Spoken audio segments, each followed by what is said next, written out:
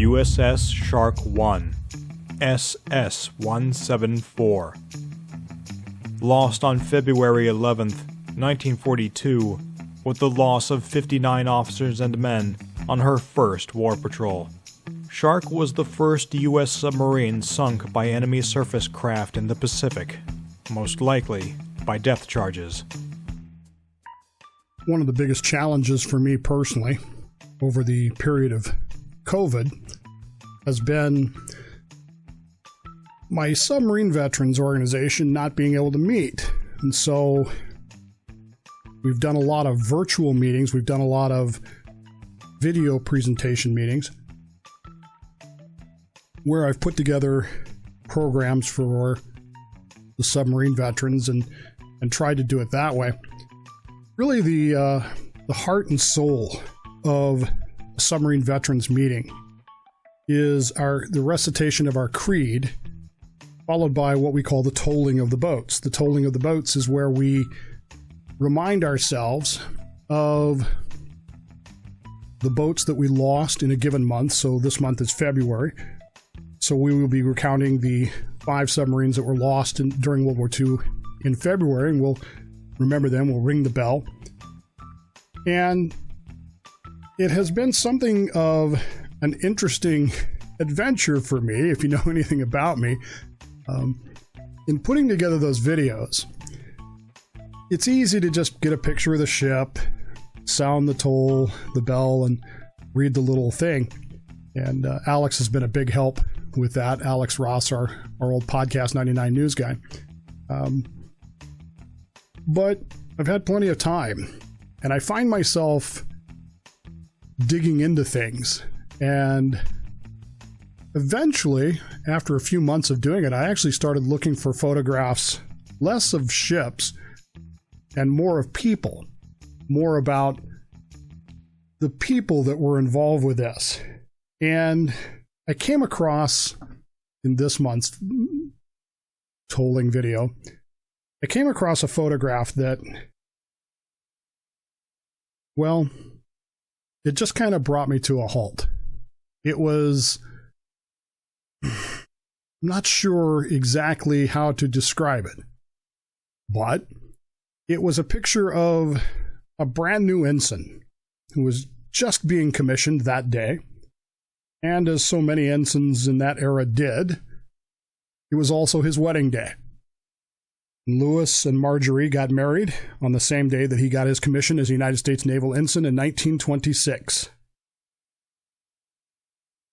And Lewis Shane, Jr., who was also the son of a very distinguished Navy captain who served a long time here in the Pacific Northwest, specifically Tacoma, from our area, who was also, by the way, a classmate. His father was a classmate of Admiral Thomas Hart, who would go on to command the Asiatic Fleet during the Second World War.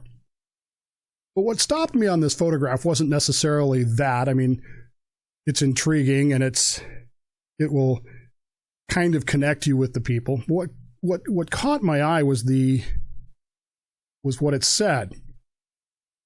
Future commander of USS Shark SS-174, Lewis Shane Jr. He is pictured here with what would be a double celebration. His wife Marjorie, his graduation from Annapolis, and their wedding day in 1926. After his loss, she never remarried. And then it says this, quote, for 20 years after the loss of the Shark, she continued to express the hope that he was on a deserted island, somewhere in the Pacific, waiting for rescue. It's the kind of thing that pulls you up short a little bit and makes you start asking questions. Is there more that I can learn here? There's got to be more to this story. I mean, February 11th is the anniversary of the loss of Shark in 1942. I found myself heading down, a whole lot of historical rabbit holes. I wanted to know more about Lieutenant Commander Shane. I wanted to know more about some of his crew members. And after hours of digging and searching and that sort of thing, I've come up with a couple of stories I want to tell you today. Because today, with everything that's going on, and I know everything that's going on, it's more important to me to remember people who gave their lives for this country.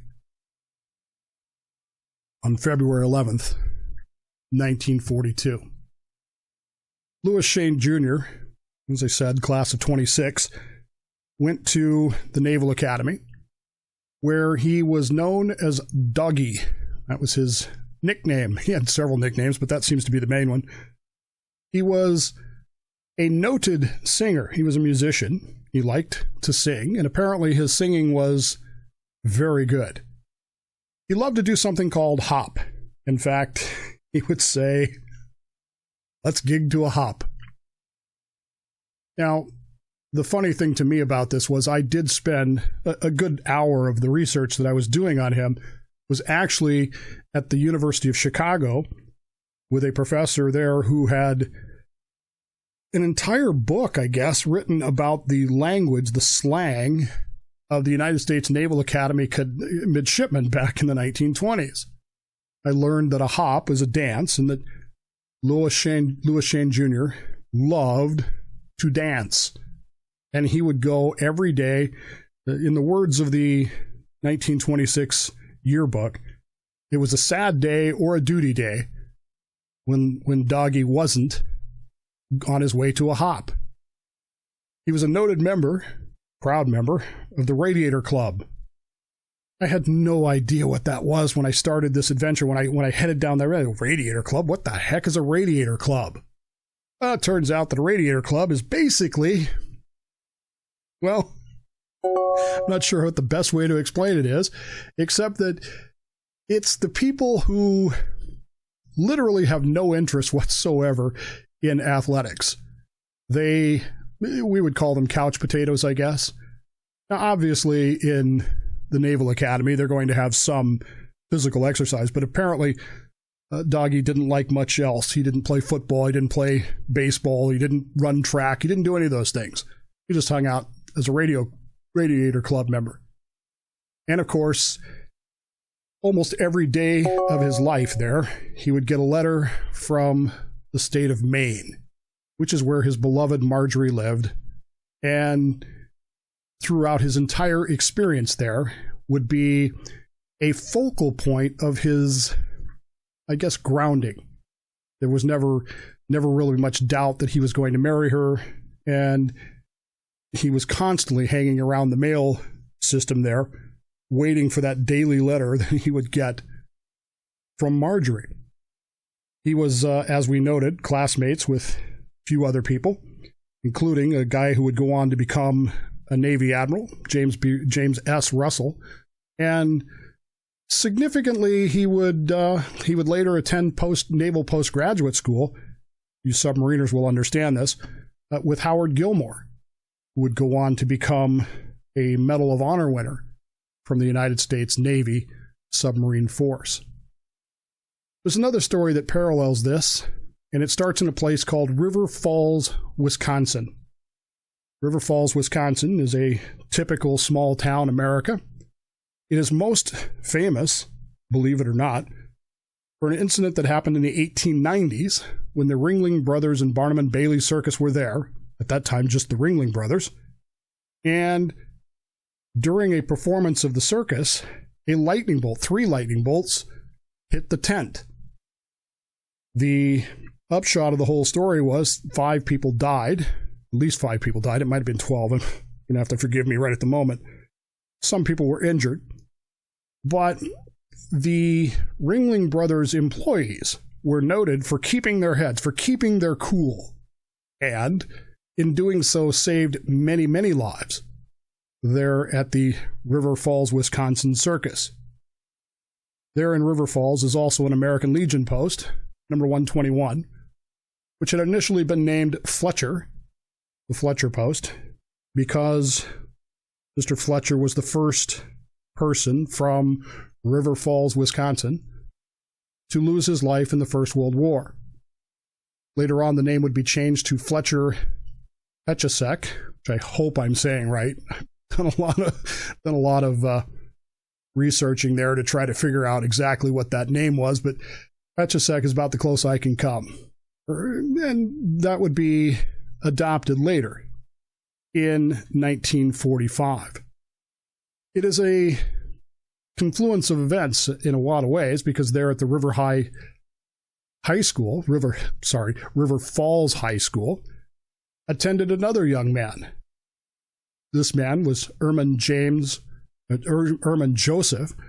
Petchesek. He graduated in 1938, where he had been noted as a very conscientious, hardworking student who kept his nose to the grindstone and worked very hard with a very good work ethic. Upon graduation, much like me, he joined the United States Navy in 1938 and eventually found his way as a signalman second class, which is a rate that doesn't really even exist anymore, but in the early days of World War II would have been considered critical.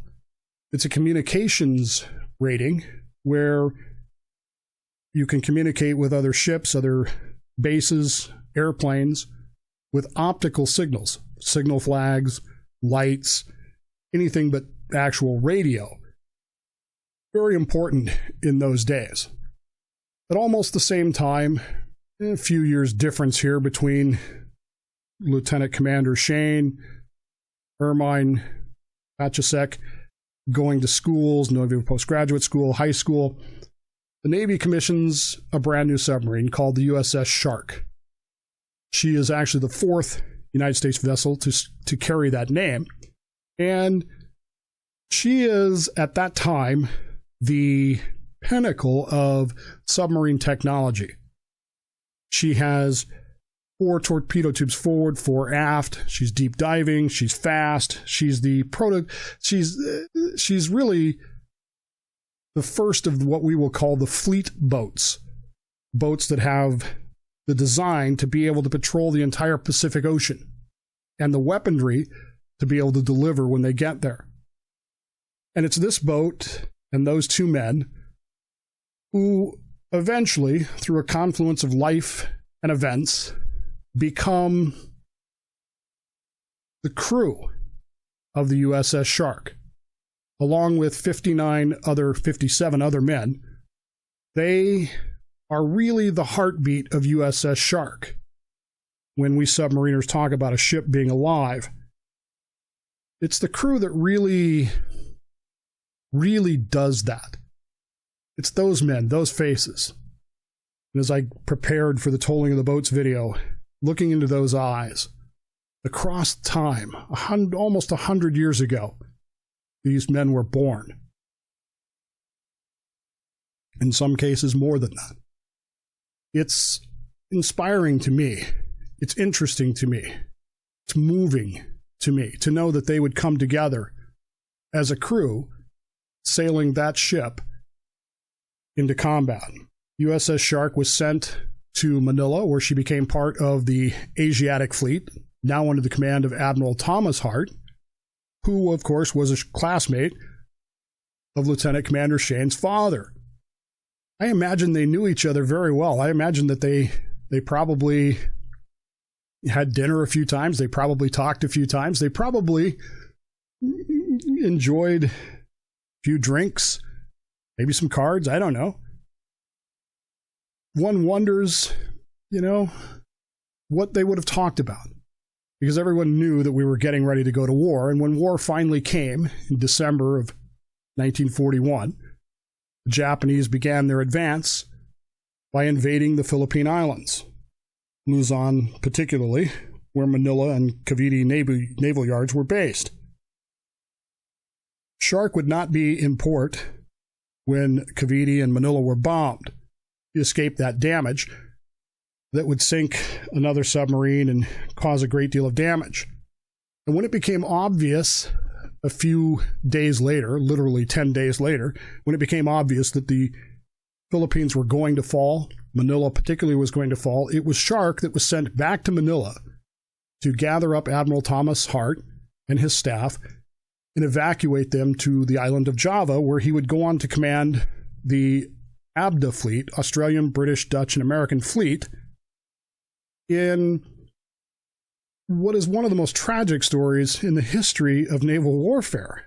The ABDA fleet was a fascinating idea, but it lacked cohesion. It lacked the ability to even gain that cohesion. But it valiantly stood in the way, literally all there was between the Japanese fleet and Java, and almost survived, but didn't quite do so. The rest of the submarine fleet was sent out, and it was Admiral Nimitz who would later say, "We shall never forget that it was our submarines that held the lines against the enemy while our fleets replaced losses and repaired wounds." Submarines went out, and they began to fight back. They began what would become really the Second World War at sea. United States Navy submarines inflicted incredible damage, unbelievably high amounts of damage on the Japanese merchant fleet and Navy at an incredibly high cost. 52 submarines would be lost. 52 submarines went on eternal patrol, as we would say. It was a dangerous job, and Shark found herself in the early days of the war right on the front lines. She was sent to guard the Indonesian area. The Japanese, of course, wanted to invade Indonesia, Borneo, Celebes. These areas are rich in oil, and it was expected that the Japanese would move on them. And of course they did. Submarines like Shark were sent to try to stop them. And while they weren't completely successful in stopping it, they did cause enough problems that the Japanese had to slow down. Eventually, Shark was sent to northern Sulawesi, near the city of Manado, as it's pronounced today. Some of these names have changed since that time. That's part of the problem. And on February 8th, she was sent to that area in 1942, where she reported that she had survived a depth charging. And literally, that was the last that was ever heard from Lieutenant Commander Shane, Herman Joseph Pachasek, and the 57 crewmen of USS Shark.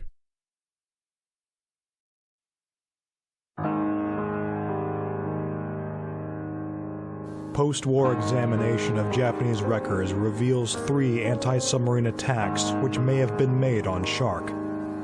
On February 11th, the Japanese depth-charged a submarine near Manado, Celebes.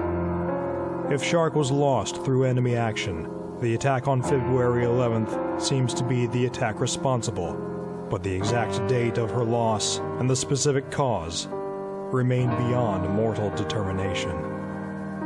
She went out. She was in the fight. She did not come back. She was the first U.S. submarine lost to enemy surface craft in the Pacific War.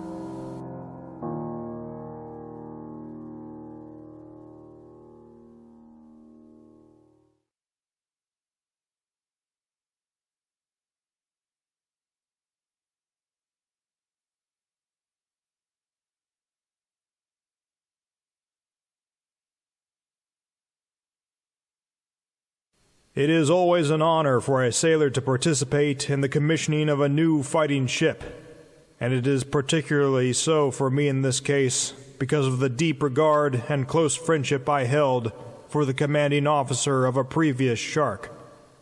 I speak of Lieutenant Commander Lewis Shane, Jr., who commanded Shark No. 4, the SS-174, in the early rugged days of World War II in the fighting around the Philippines and the Dutch East Indies. World War II found that Shark in the Southwest Pacific, and one of her early tasks was to move Admiral Hart, commander of the Asiatic Fleet, from Manila to Surabaya. She was then assigned the task of attacking targets of opportunity in the Mulacca Sea. During one of these war patrols, she was depth-charged a number of times, and apparently had a hot time in the Mulacca Sea and around the Celebes Island until the 17th of February 1942, when the last communication was received from her. From all evidence available after the war, Shark was lost as a result of a depth-charge attack on 11 February off Manido, a town in the northern Celebes. All of us in the Navy, I'm sure, retain a very vivid memory of the circumstances under which we first joined the service. I joined the Navy in company with Louis Shane. Louis, son of Captain Shane, inspector of naval machinery of the shipyard in our hometown of Tacoma, Washington. Ted Reimer, the son of a Coast Guard officer, and I were the three appointments to the Naval Academy made by our local congressman in the year 1922. As classmates at the Naval Academy and close friends in service thereafter, I greatly admired Louis Shane. We have the honor of having his wife Marjorie here today. She was the gracious lady who sponsored this ship when launched last March. Today, as we commission Shark No. 6, we return to the active list a well-remembered and cherished name. In creating a new Shark, we honor those gallant ships of the past which have borne that name, and we especially pay tribute to the heroic crews who manned them.